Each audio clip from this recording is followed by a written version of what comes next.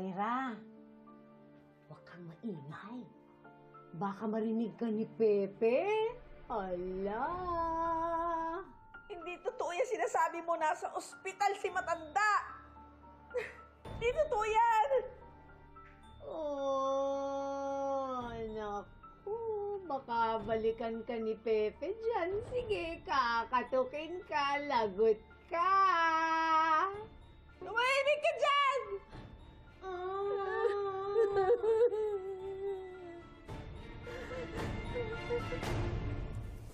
Lilith. Lynette.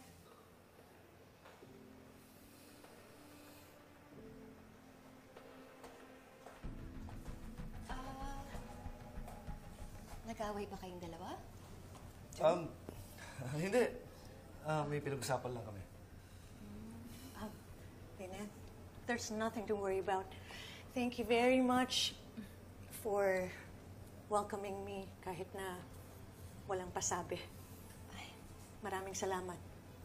Maraming salamat sa iyo. And Carlos, thank you. Sana mabigay mo sa akin yung hinihingi kong favor.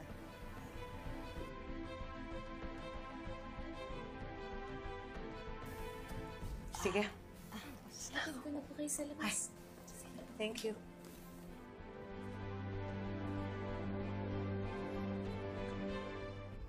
Lilith.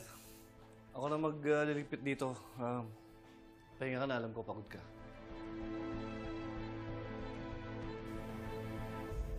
Carlos, magsabi ka nga sa akin ng totoo. Sino ba talaga si Irene? Ano yung sinasabi niyang favor? Ano yung hinihingi niya sa'yo? Si Irene, dati kong pasyente. Nangiram siya ng pera sa akin. Nahiya siya sa'yo eh. Kaya sa akin nagsabi. May tanong ka mo ba? Hindi ako naniniwala sa'yo. Ang sabi mo sa akin, hindi ka namang sisinungaling. At magsasabi ka sa akin ng katotohanan. Kaya ngayon, magsabi ka ng totoo. Sino si Irene?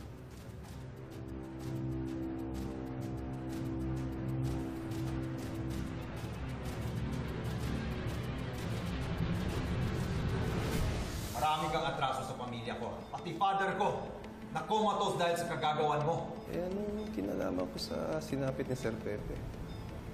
Hindi naman ako nagtulak sa kanya sa bangi.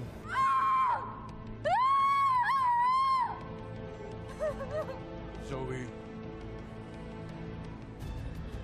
No? Tigil-tigilan mo yung kakaiyak mo and stop being so dramatic dahil hindi bagay sa'yo. Justin, tigilan mo na ako. Mas gusto mong wala na si Lolo Pepe.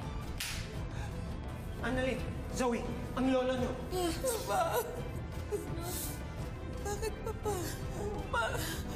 Bakit niyo po tinuturo si Doc Carlos, Papa? Ano yun? Ano yun? Tell me! Tell me!